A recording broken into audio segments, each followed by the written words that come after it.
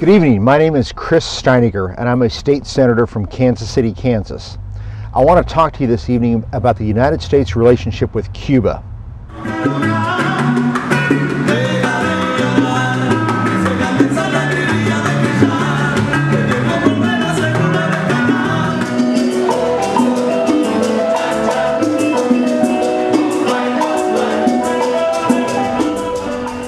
Last October, my wife and I had the opportunity to visit Cuba legally.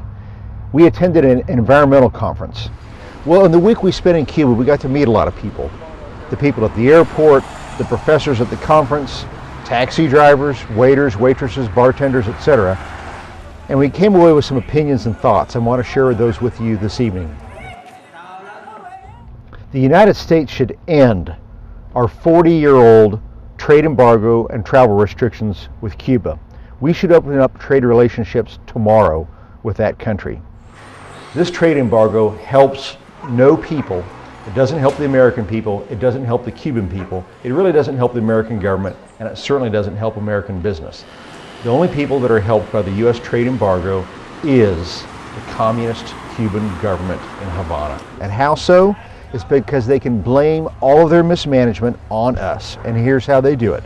The Cuban government controls all the media, the TV, the newspapers, the billboards, and the radio.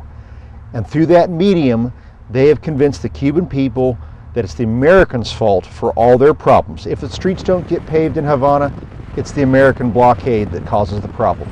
If there's a food shortage, it's because of the American trade embargo. Whatever problem they have in their economy is blamed on us and our trade embargo.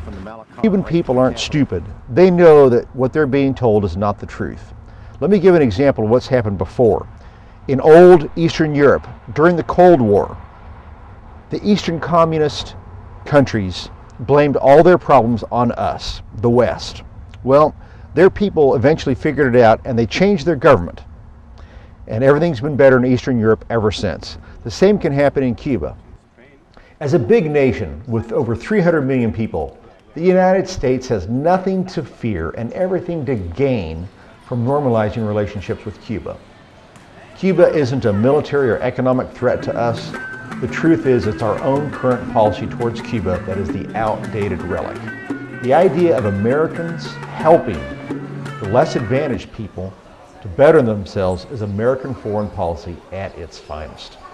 What's in it for us? Well, we convert a bad relationship into a good relationship.